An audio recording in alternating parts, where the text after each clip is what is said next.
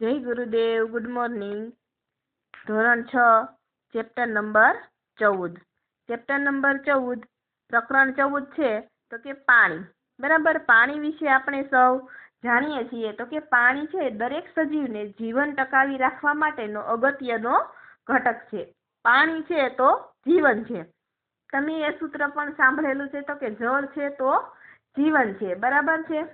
હવે પાણીનો આપણે ક્યાં ક્યાં ઉપયોગ કરીએ છીએ તો કે પીવામાં, રસોઈમાં, આપણી દૈનિક ક્રિયાઓમાં, બ્રશ કરવા માટે, સ્નાન કરવા માટે, વાસણ ધોવા માટે, કપડાં ધોવા માટે, શૌચાલયમાં, ભોંય તળિયું સાફ કરવા માટે અને અન્ય કોઈ જગ્યાએ. બરાબર છે. પાણીનો આપણે ઘણી બધી જગ્યાએ ઉપયોગ કરીએ છીએ.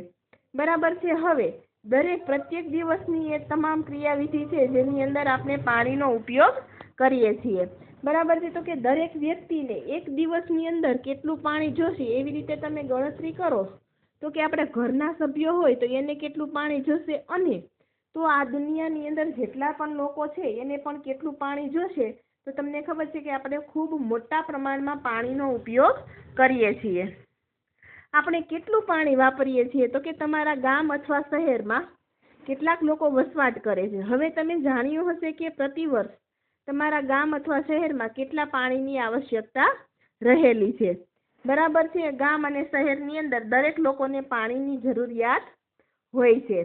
બરાબર છે. ત્યાર પછી ખેતી કામમાં, શાકભાજીમાં પણ આપણે પાણીને વાપરીએ છીએ. ઘણી બધી દૈનિક ક્રિયાઓની અંદર આપણે પાણીનો ઉપયોગ કરીએ છીએ.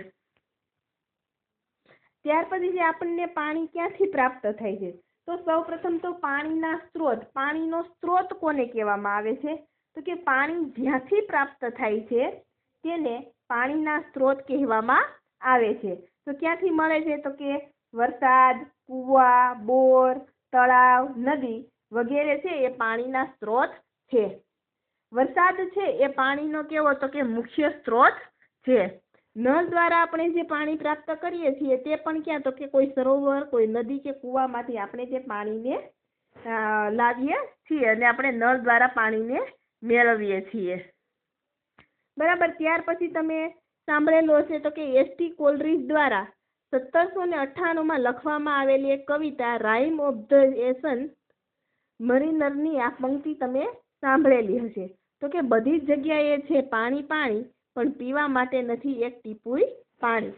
તેમ છતાં તમને ખબર છે કે ઘણી જગ્યાએ એવા વિસ્તાર છે, ખૂબ જગ્યાએ પાણી છે, પરંતુ પીવા માટે આપણે જેટલું પાણી જોઈએ તે પાણી આપણને પૂરતું મળી રહેતું નથી. ત્યાર પછી તો કે પાણી અદ્રશ્ય થવાની પ્રવૃત્તિ. હવે અહીંયા તમે ભોંય તળિયા ઉપર પાણી નાખો છો તો થોડી વારમાં તે પાણી અદ્રશ્ય થઈ જાય છે, અથવા તો આપણે કપડાં સુકવીએ છીએ તો એ પાણી છે એ અદ્રશ્ય થઈ જાય. તો પાણી કઈ રીતે અદ્રશ્ય થાય છે તે આપણે જોવાનું છે, એટલે કે પાણી અદ્રશ્ય થવાની પ્રયુક્તિ. તો અહીંયા તમે એક પ્રયોગ દ્વારા જોઈ શકો છો કે અહીંયા તમને એક વાસણ લીધેલું છે, એની અંદર પાણી ભરેલું છે, નીચેથી એને શું કરવામાં આવે છે તો કે તેને બન્સન બર્નરની મદદથી ગરમ કરવામાં આવે. જ્યારે તે ગરમ થાય છે ત્યારે એનું શું બને છે તો કે વરાળ બને છે, અને આ વરાળ છે વાતાવરણમાં ઠલવાય છે, અને આ રીતે પાણી છે એ શું થાય છે તો કે વાતાવરણમાં જતું રહે છે. એટલે કે પાણી છે એના પ્રવાહી સ્વરૂપમાંથી વાયુ સ્વરૂપમાં ફેરવાય છે, અને પાણી શું થાય છે તો કે અદ્રશ્ય થાય છે. અહીંયા તમે પણ જોઈ શકો છો કે અહીંયા જો જુદી જુદી જગ્યાએ પાણી આપેલું છે, થોડા જ સમયની અંદર તે પાણી શું થાય છે તો કે અદ્રશ્ય થઈ જાય છે. દરિયાની અંદર પણ તમને ખ્યાલ છે કે પાણી અદ્રશ્ય થાય છે, અને છેલ્લે જે તમને પદાર્થ મળે છે જે મીઠું આપણે તેને કહીએ છીએ. હવે અહીંયા તમને એક પ્રયોગ આપેલો છે તો કે સૂર્યપ્રકાશમાં અને છાંયડામાં. આ છે છાંયડામાં અને આ છે સૂર્યપ્રકાશમાં પાણીનું બાષ્પીભવન. તો સૌપ્રથમ તો બાષ્પીભવન કોને કહેવામાં આવે છે? બરાબર. તો કે બાષ્પીભવન છે તો કે કોઈ પણ પાણીને તેના વરાળ સ્વરૂપમાં ફેરવવાની ક્રિયાને તેનું બાષ્પીભવન કહેવામાં આવે છે. તમે પાણીને ગરમ કરો તો શું થાય છે તો કે તેની વરાળ બને છે. તો કે પાણીમાંથી વરાળ બનવાની ઘટનાને બાષ્પીભવનની ક્રિયા કહેવામાં આવે છે. અહીંયા તમે જે વરાળ છે એ જોઈ શકો છો. તો અહીંયા શું કીધું તો બે એક સરખી થાળી લીધી છે, અને એક થાળીને સૂર્યપ્રકાશના તાપમાં અને બીજી થાળીને શું કરવાનું છે તો કે છાંયડાની અંદર રાખવામાં આવે છે. હવે આ બંને થાળીને બંનેની અંદર સરખા પ્રમાણમાં પાણી ભરવામાં આવે છે, બરાબર, અને બંનેને સરખો સમય આપવામાં, એટલે કે 15 મિનિટ પછી બંને થાળીની અંદર જોવામાં આવે છે તો કે કઈ થાળીમાંથી પાણી છે એ વધુ પ્રમાણમાં ઓછું થયું છે. તો કે સૂર્યના તડકામાં રાખેલી થાળીના પાણીમાં વધારે ઘટાડો થાય છે, જ્યારે છાંયડામાં રાખેલી થાળીના પાણીમાં બહુ ઓછો ઘટાડો થાય છે. સૂર્યના તાપમાં અને છાંયડામાં બંને જગ્યાએ બાષ્પીભવનની ક્રિયા થાય છે, પરંતુ સૂર્યના તાપમાં બાષ્પીભવનની ક્રિયા છે એ ખૂબ જ ઝડપથી થાય છે. હવે અહીંયા તમને એક પ્રયોગ પણ આપેલો છે એ જ રીતે, બરાબર. તો કે તમે જ્યારે કોઈ પણ પાણીને, એટલે કે પાણીને જ્યારે ગરમી મળે છે ત્યારે તે એના એક સ્વરૂપમાંથી બીજા સ્વરૂપની અંદર ફેરવાય છે, એટલે કે પાણી છે એનું શું બને છે તો કે વરાળ બને છે. જો વધુ પ્રમાણમાં એને ગરમી આપવામાં આવે તો તે ખૂબ જ ઝડપથી પાણીની વરાળ બને છે.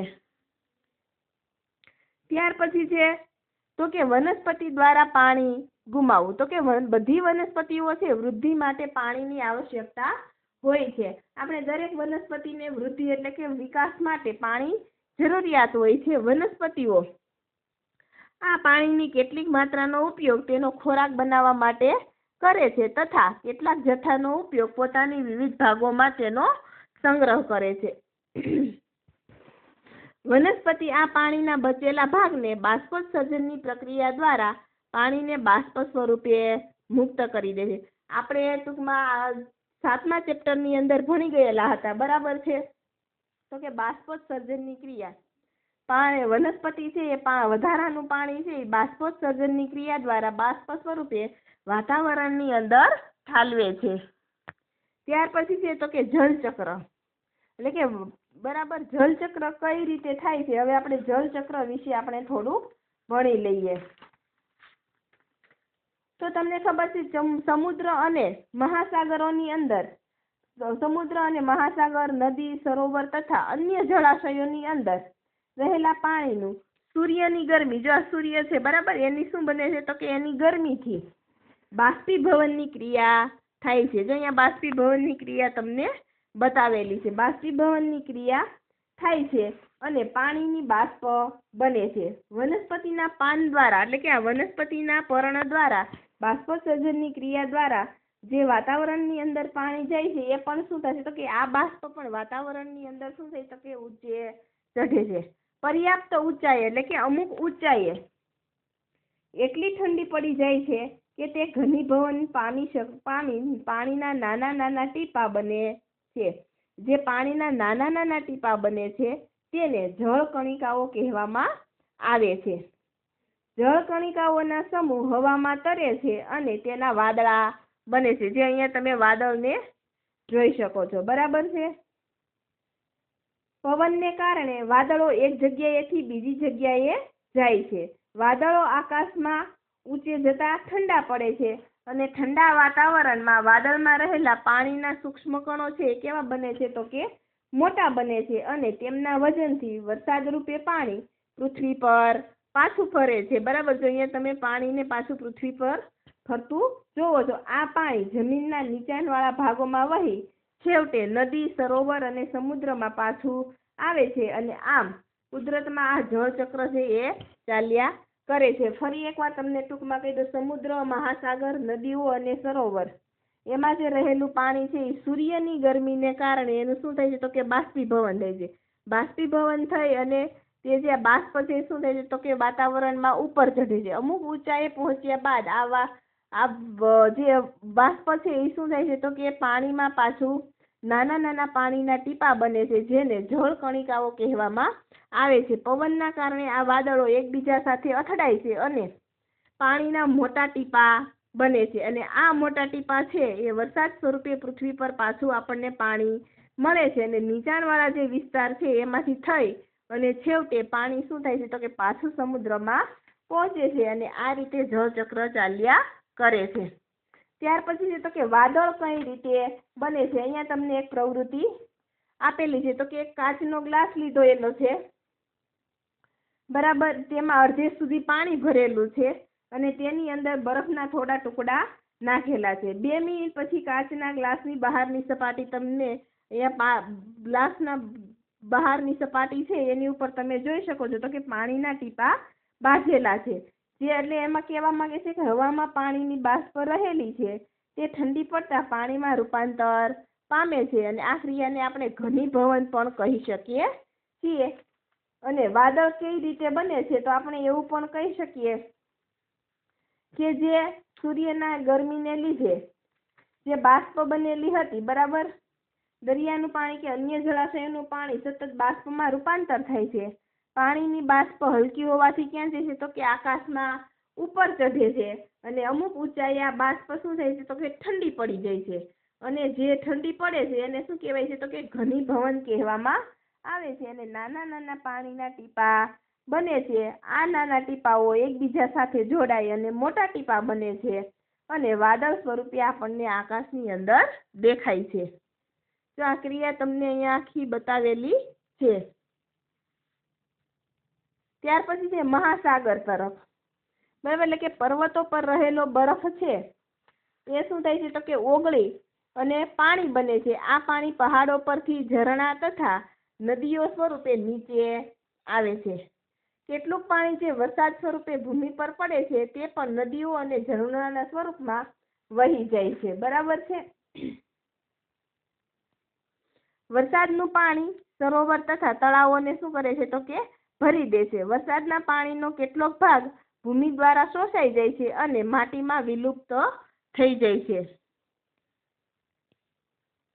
ત્યાર પછી તમને અહીંયા બતાવેલું છે તો કે કૂવા અને બોરવેલ, બરાબર છે. તો કે સાદો કૂવો અને બોર કૂવો એ બંનેમાં તફાવત શું છે તો કે સાદો કૂવો છે, બરાબર, તો એ કેવો છે તો કે પહોળો છે અને ખુલ્લો હોય છે, જ્યારે બોર કૂવો છે એ કેવો છે તો કે સાંકડો અને બંધ હોય છે.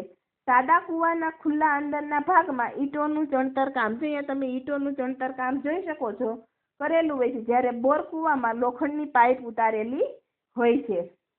સાદા કૂવામાંથી પાણી ખેંચવા માટે ગરગડીની, જ્યાં તમને ગરગડી ડોલ સાથે બાંધેલી ગરગડીની વ્યવસ્થા કરેલી હોય છે, જ્યારે બોર કૂવામાંથી પાણી ખેંચવા માટે સબમર્સિબલ પંપ કે હેન્ડ પંપની ગોઠવણ કરેલી હોય છે. હવે તમને પ્રશ્ન થશે કે કૂવામાં કે બોર કૂવામાં પાણી ક્યાંથી આવે છે, બરાબર. તો આની અંદર પાણી ક્યાંથી આવે તો કે વરસાદ વરસે છે ત્યારે કેટલુંક પાણી છે એ જમીન પર વહે છે, જ્યારે કેટલુંક પાણી છે એ જમીનની અંદર ઉતરી જાય છે. જમીનમાં ઉતરેલા પાણીનો જમીનની અંદર સંગ્રહ થાય છે, જેને ભૂગર્ભ જળ કહેવામાં આવે છે. કૂવો ખોદતા આ પાણી આપણને મળે છે. જમીનમાં ઘણે ઊંડે ઉતરી ગયેલું પાણી જમીનમાં બોર કૂવા દ્વારા બહાર કાઢવામાં આવે છે. હેન્ડપંપ તથા બોર કૂવા દ્વારા ખેંચાયેલ પાણી ભૂગર્ભ જળમાંથી આવે છે. એવા વિસ્તારોમાં જ્યાં વનસ્પતિની સંખ્યા ઓછી છે અથવા બિલકુલ નથી તેવા વિસ્તારોમાં વરસાદનું પાણી છે એ ઝડપથી વહી જાય છે. તમને ખબર છે રણ પ્રદેશની અંદર વૃક્ષો ખૂબ ઓછા હોય છે, ત્યાં જે પાણી છે એ ઝડપથી વહી જાય છે. ઘણા બધા એવા વિસ્તારો છે જ્યાં જમીન કોન્ક્રીટથી ઢંકાયેલી હોય છે, એવી જમીનમાં પાણીનું ઉતરણ ઘણું ઓછું થાય છે, જેનાથી ભૂગર્ભ જળની ઉપલબ્ધતા ઓછી થાય છે. હવે તમને ખબર છે કે પૃથ્વીનો 2/3 ભાગ છે, એટલે કે 2/3 ભાગ છે એ પાણીથી ઘેરાયેલો હોય છે. પાણીનો મુખ્ય ભાગ છે એ સમુદ્રો અને મહાસાગરની અંદર સંગ્રહાયેલો હોય છે. આમ છતાં આપણે જે પાણી વાપરીએ છીએ તે પૂરું પાડવામાં મહાસાગરો મહત્વનો ભાગ ભજવે છે. જમીનની સપાટી પર રહેલા વરસાદરૂપી પાણી મહાસાગરમાં પાછું પહોંચી જાય. મેં જે તમને જળચક્રની રચના કીધી તમને અહીંયા બતાવેલ. આ પ્રકારે પાણી પૃથ્વીની ઉપરની સપાટીથી બાષ્પ સ્વરૂપે વાતાવરણમાં જાય છે. પાણી વરસાદ કરા તથા બરફના સ્વરૂપમાં પુનઃ આવે છે અને અંતમાં મહાસાગરમાં પાછું પહોંચે છે. પાણીના આ પ્રકારના ચક્રને જળચક્ર કહેવામાં આવે છે. વરસાદનો સમય, અવધિ અને માત્રા વિવિધ સ્થળોએ કેવી હોય છે તો કે જુદી જુદી હોય છે. વરસાદનો સમય પણ અલગ હોય છે, અવધિ એટલે કે સમયગાળો, અને તેની માત્રા પણ કેવી હોય છે તો કે અલગ અલગ સ્થળોએ જુદી જુદી હોય છે. વિશ્વના કેટલાક ભાગોમાં સમગ્ર વર્ષ દરમિયાન વરસાદ પડે છે, જ્યારે એવા પણ સ્થાન છે કે જ્યાં વરસાદ કેટલાક દિવસો માટે જ પડે છે, એટલે કે પૃથ્વીના અમુક જગ્યાએ છે તો કે આખું વર્ષ વરસાદ પડે છે, જ્યારે અમુક જગ્યાએ તો કે અમુક દિવસો માટે જ તે વરસાદ પડે છે. જો વરસાદ વધુ પડે તો શું થાય? બરાબર છે.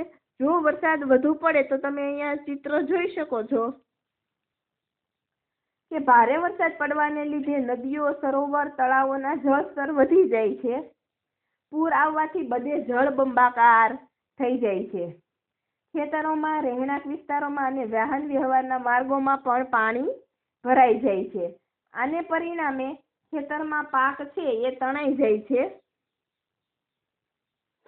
ઘર વખરી અને ઢોર ઢાંખર છે એ પણ તણાઈ જાય છે. આથી ખેડૂતોને, ઘરોને, પશુઓને, ઉદ્યોગો અને માર્ગોને મોટું નુકસાન થાય છે. લોકો પારાવાર મુશ્કેલીમાં મુકાઈ જાય છે. લોકોને પીવા પાણી તેમજ ખાદ્ય સામગ્રી મેળવવામાં મુશ્કેલી પડે છે. પાણીમાં ફસાયેલા માણસોને તેમાંથી ઉગારવા મુશ્કેલ બને છે. રાહત છાવણીનો આશરો લેવો પડે છે. રાહત છાવણી એટલે કે જ્યાં લોકોને રાખવામાં આવે છે. આમ ભારે વરસાદથી જનજીવન છે એ અસ્તવ્યસ્ત થઈ જાય છે. જો હવે ત્યાર પછી એનાથી ઉલટું, જો લાંબા સમય સુધી વરસાદ ન પડે તો કેવી પરિસ્થિતિ સર્જાય છે?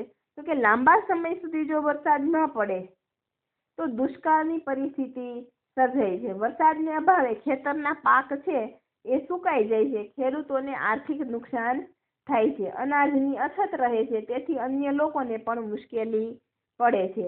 આપણે પાણી કાપ સહન કરવો પડે છે. પશુઓને ઘાસચારો અને પાણી ન પણ મળે. પશુઓ મૃત્યુ પામે.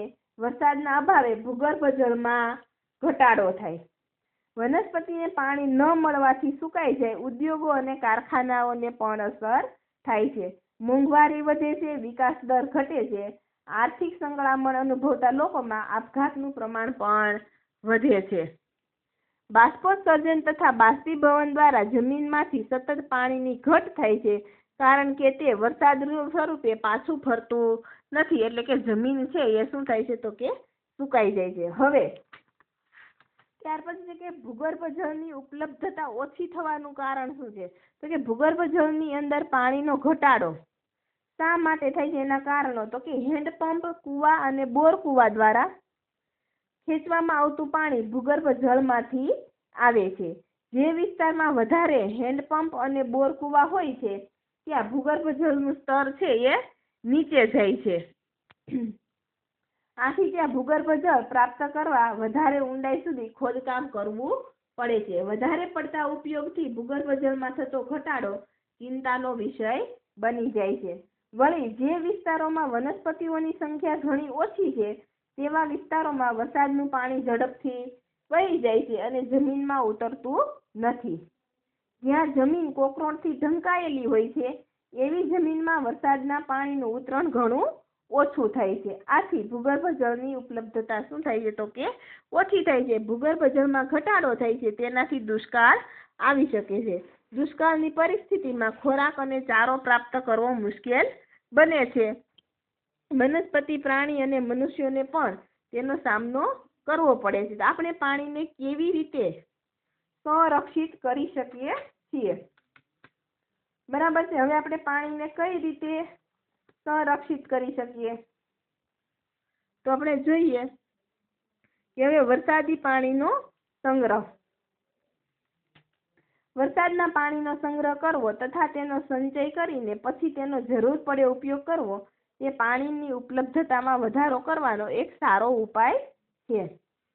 આ ઉપાયથી વરસાદના પાણીને એકત્રિત કરવાને વરસાદી પાણીનો સંગ્રહ કહે છે. વરસાદી પાણીના સંગ્રહનો મુખ્ય હેતુ એ છે કે પાણી જ્યાં પડે ત્યાં જ એકત્રિત કરો અને તેનો ઉપયોગ કરો. આથી દરેકને વરસાદી પાણીનો ઉપયોગ કરવા મળે છે અને સ્થાનિક સંસ્થાઓ દ્વારા આપતા પાણીનો થોડો ભાગ ઓછો વાપરવો પડે છે.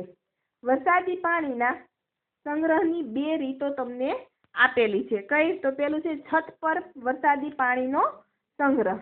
તો કે આ રીતમાં મકાનોની છત ઉપર એકત્રિત વરસાદની પાણી પાઇપ દ્વારા, જો અહીંયા તમને બતાવેલું છે બરાબર છે કે પાઇપ દ્વારા સંગ્રહ ટેન્કમાં પહોંચાડવામાં આવે છે. આ પાણી જરૂરિયાતના સમયે વાપરી શકાય છે આ પાણીનો ઉપયોગ પીવા માટે કરવો હોય તો તેને સ્વચ્છ કરીને પીવા લાયક બનાવવું પડે છે. ત્યાર પછીનો બીજો ઉપાય છે, બીજી રીત છે તો કે રસ્તાની બાજુ ઉપર બનાવેલ નાળાઓમાંથી, અહીંયા જે બાજુમાં તમને જો નાળા દેખાય છે બરાબર, તો કે નાળાઓમાંથી પાણી સીધું જમીનમાં પહોંચાડી દેવું જોઈએ. આને કુવા રિચાર્જ પદ્ધતિ કહે છે. જે આ પદ્ધતિ છે એને કુવા રિચાર્જ પદ્ધતિ કહેવામાં આવે છે. આમ કરવાથી ભૂગર્ભ જળમાં વધારો કરી શકાય છે. હવે આપણે જોઈ લઈએ બરાબર કે ફરીવાર કે આપણે આખા ચેપ્ટરની અંદર શું ભણેલા હતા, તો કે પાણી જીવન માટે આવશ્યક છે એ તમને ખ્યાલ છે. હવામાં પાણીની વરાળનું બાષ્પોત્સર્જન તથા બાષ્પીભવનથી ઉમેરાતી રહે છે. વાતાવરણમાં ઘનીભવન થઈને નાના નાના બૂંદો બનાવે છે જે વાદળ જેવા દેખાય છે. ઘણા બધા પાણીના બૂંદો પરસ્પર જોડાઈને વરસાદ, બરફ અથવા કરા સ્વરૂપે પડે છે. વરસાદ, કરા તથા બરફ નદીઓ, સરોવર, તળાવ, કુવાઓ તથા જમીનમાં પાણીની પૂર્તતા કરે છે. મહાસાગરો તથા જમીનના જલીય ભાગો વચ્ચે પાણીના ચક્રને જળચક્ર કહેવામાં આવે છે. અત્યંત વધારે વરસાદથી પૂર આવે છે, જ્યારે લાંબા સમય સુધી વરસાદ ન પડવાથી દુષ્કાળ પણ પડી શકે છે. પૃથ્વી પર વાપરી શકાય તેવા પાણીની માત્રા સીમિત છે, તેથી પાણીનો વિવેકપૂર્ણ ઉપયોગ કરવો એ આપણી આવશ્યકતા છે. બરાબર. હવે આપણે ટૂંકમાં ફરીવાર સમજવું હોય તો જે સમજી શકીએ છીએ તો કે અહીંયા તમને બતાવેલું છે પાણી. પાણી પૃથ્વી પર કેટલું છે તો કે 2/3 ભાગ જેટલું પાણી છે. બરાબર. અહીંયા તમને જળચક્ર બતાવેલું છે. બરાબર. જળચક્રમાં તો કે પાણી અદ્રશ્ય થાય છે, સૂર્યના કિરણો બાષ્પીભવન, એ આખી ક્રિયા આપણે જોઈ લીધેલી છે. બરાબર છે. અને પૃથ્વીની સપાટી પર પાણીને પાછું લાવવામાં આવે એને ઘનીભવનની ક્રિયા કહેવામાં આવે છે. હવે પાણીના સ્ત્રોત કયા કયા છે તો કે સમુદ્ર, સરોવર, ઝરણા, હેન્ડપંપ, વરસાદ, કુવા, નદી અને તળાવ. તેનો ઉપયોગ ક્યાં ક્યાં કરીએ છીએ તો કે પીવા માટે, બ્રશ કરવા, સ્નાન કરવા, વાસણ ધોવા માટે, કપડાં ધોવા માટે, શૌચાલયમાં ભોંયતળિયું સાફ કરવા માટે, પ્રાણીઓ અને વનસ્પતિઓ માટે, મકાન અને પુલ, રસ્તા બનાવવા માટે અને ખેતી કરવા માટે આપણે પાણીનો ઉપયોગ કરીએ છીએ. બરાબર છે. ત્યાર પછી તમને કીધેલું છે કે વાદળ કઈ રીતે બને તો કે ગ્લાસમાં બરફ, બહારની સપાટી ઠંડી, બાષ્પ છે એ સંઘનિત થઈ અને સંઘન એટલે ઘનીભવનની ક્રિયા થાય છે. બરાબર છે. ત્યાર પછી તમને કીધેલું છે તો કે પૃથ્વીનો 2/3 ભાગ પાણી જે સમુદ્રમાં તથા મહાસાગરની અંદર હોય છે. બરાબર છે. ત્યાર પછી છે તો કે વરસાદ. હવે તમને ખબર છે કે ભૂગર્ભ જળ ધીમે ધીમે નીચે તરફ ઉતરતું જાય છે. વરસાદના વહેતા પાણી સાથે જમીનનું ઉપરનું પડ પણ શું થાય છે તો કે તણાઈ જાય છે અને વધુ વરસાદની અસરથી શું આવે છે તો કે પૂર આવે છે. અને જો વરસાદ ન પડે તો શું થાય કે અનાવૃષ્ટિ અથવા તો દુષ્કાળ આવે છે. અને વરસાદી પાણીનો સંગ્રહ 2 રીતે થાય છે તો કે છત પર વરસાદી પાણીનો સંગ્રહ અને બીજું રસ્તાની બાજુ પર પાણીના નાળામાંથી જમીનમાં જાય છે. આ પદ્ધતિને કુવા રિચાર્જ પદ્ધતિ પણ કહેવામાં આવે છે. આ સાથે આપણો અહીંયા ચેપ્ટર પૂર્ણ થાય છે. જય ગુરુદેવ. Thank you.